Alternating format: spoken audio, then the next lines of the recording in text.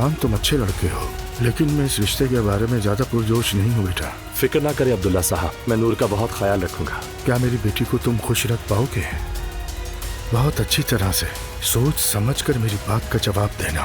अगर बाद में कभी तुम्हें अफसोस नहीं हो तो शाम को मेरे घर रिश्ता ले आना।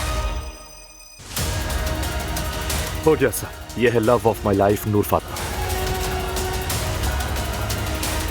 शाम मेरी जिंदगी की सबसे खूबसूरत शामों में से एक है। मेरी मंगेतर मेरे साथ है, ये गाना उसी के लिए है। अरे लड़कियों, ये बहन जी कौन है तुम्हारे साथ? अरे आराम से बोलो, ये रोहान की मंगेतर है। लगता है रोहान पूरा ही पागल हो गया। उमर साहब से मिलना है। मैंने तुमसे गायब होने का कहा था ना। आपके दिए हुए पैसे खत्म हो गए। बस यूं समझ लो कि अब मैं मुश्किल में आ गया हूँ। अब तुम्हें मुझसे एक पैसा भी नहीं मिलेगा। फिर कहीं बाद में पछताना न पड़े। मैंने कहा ना, दफा हो जाओ यहाँ से।